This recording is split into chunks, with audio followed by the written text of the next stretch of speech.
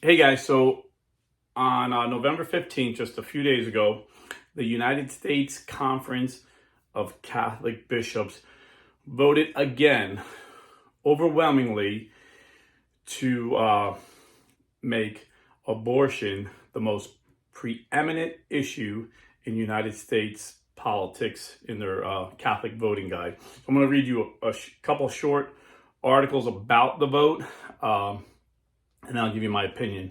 So, Catholic news agency writes the U.S. bishops will continue to highlight the threat of abortion as a preeminent priority in the introduction to a guide they'll disseminate to Catholic voters ahead of the 2024 election.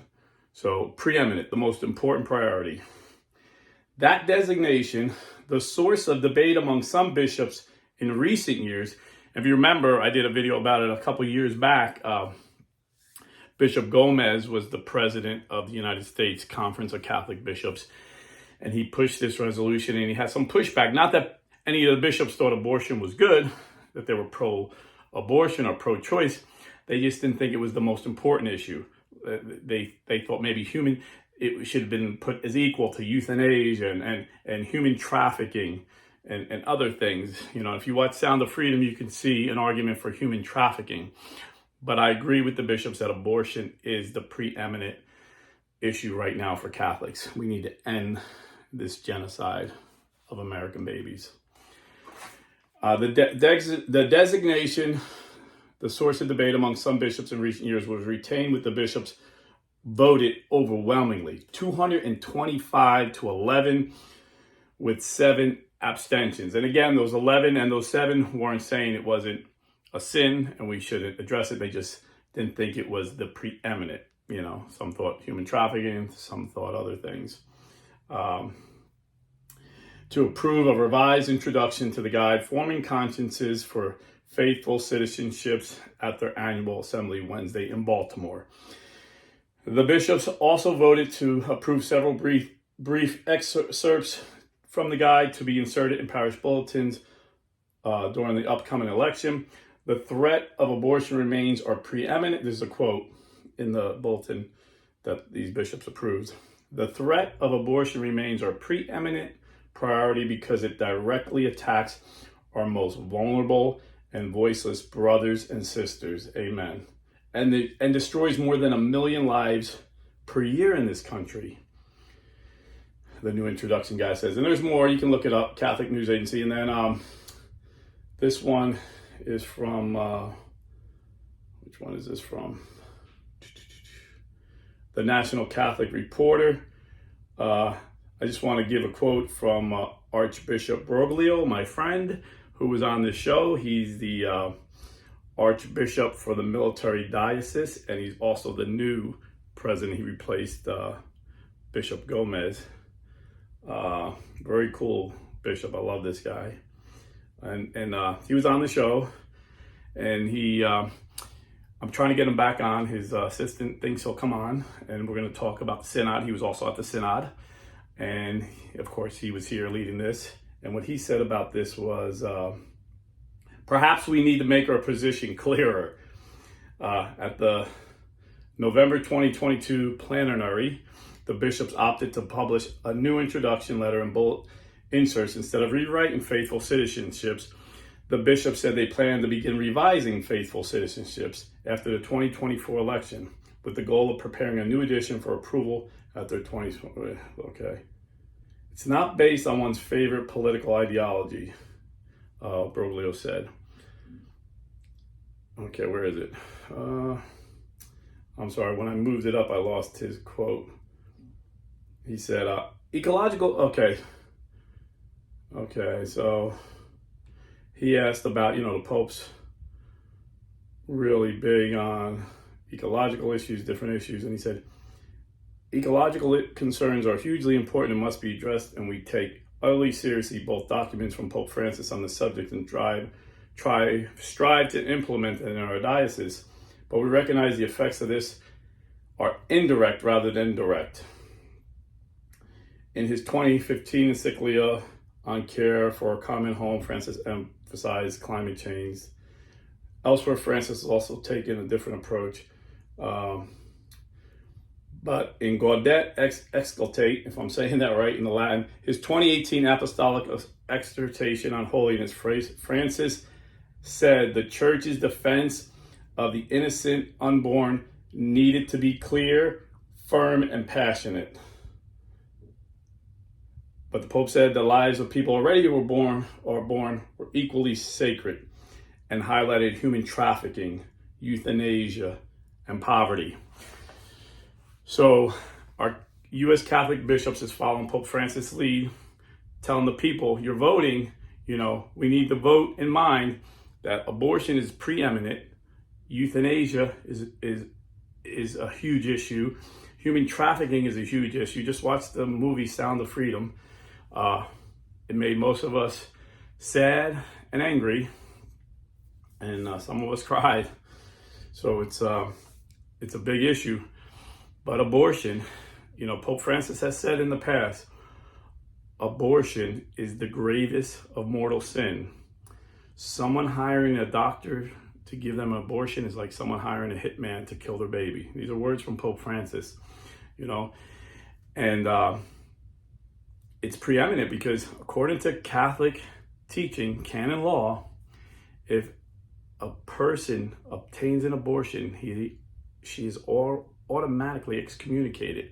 And if someone encourages that, someone brings her there, like her boyfriend or her husband, he's also excommunicated. This is clear Catholic teaching.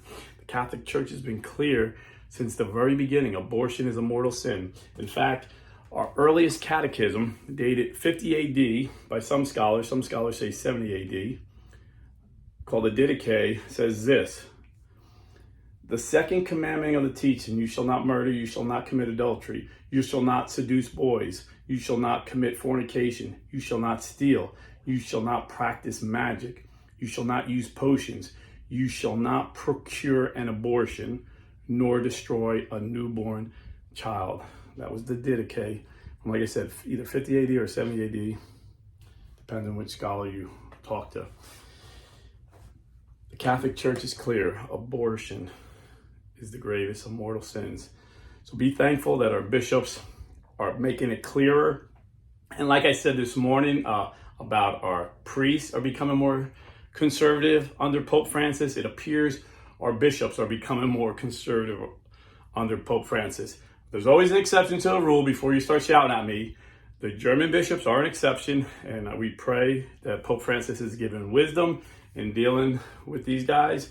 But overall, the United States Conference of Catholic Bishops have become more conservative. And like I said, I'm not surprised because I had Archbishop Broglio on the show, and he said, he was the Archbishop of the military diocese. That means he's in charge of all the Catholic chaplains in every branch of the military.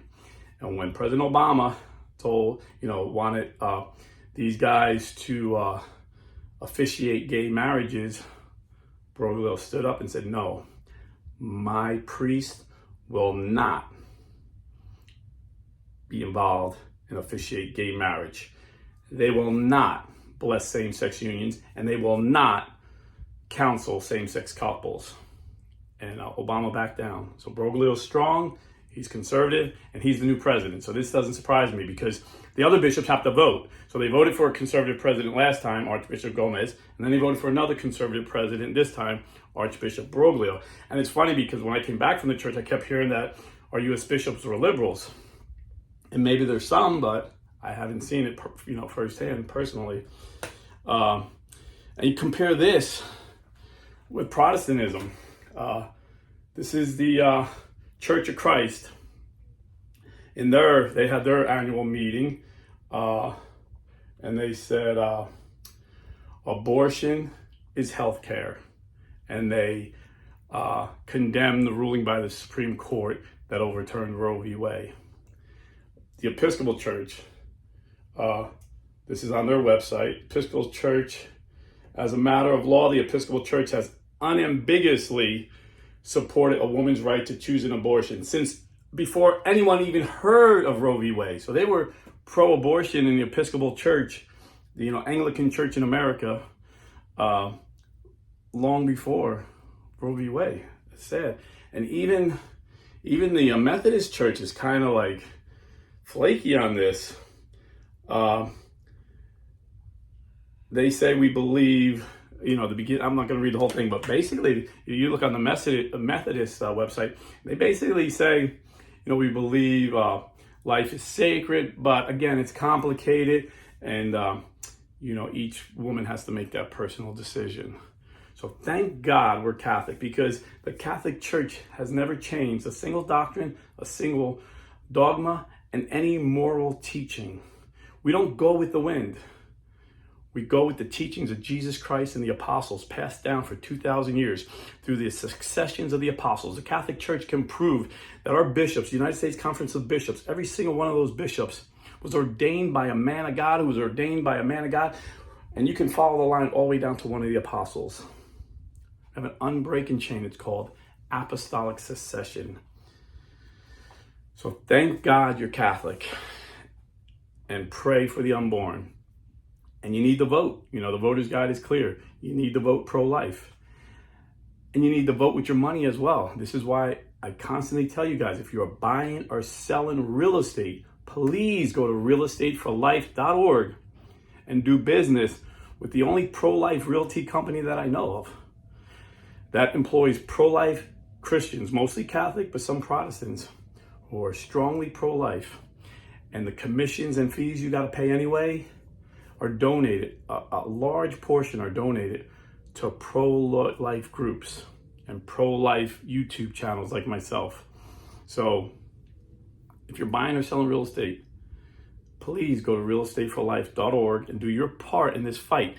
Because, we did our part voting. We got Trump in, the most pro-life president ever. And he promised he'd get Roe v. Wade overturned. And by golly, he surprised everybody and did it. But now it comes to the states. Thank God I have a great conservative pro-life governor, and Governor Ron DeSantis in Florida. And he signed a 6-week ban. But, some of these, California, New York, New Jersey, they're signing into their constitution to have abortion through 9 months and beyond when the baby's born, letting the parents decide if they want to let it live or not. These Democrats, these pro-abortion Democrats are extreme. And the only way we're going to change this is by changing minds and hearts. And this is why when you do business with pro-life companies like realestateforlife.org, you're helping change his minds, because they're donating to places that speak on this subject from a Catholic perspective. And you're not giving money to groups that donate to pro-abortion lobbies. And there's been in some red states, unfortunately, getting these horrible abortion laws passed because they have so much money from these pro-abortion companies donating. This is another reason why you got to do business with realestateforlife.org. I'm not kidding, man. Lives depend on this. So God bless and stay Catholic.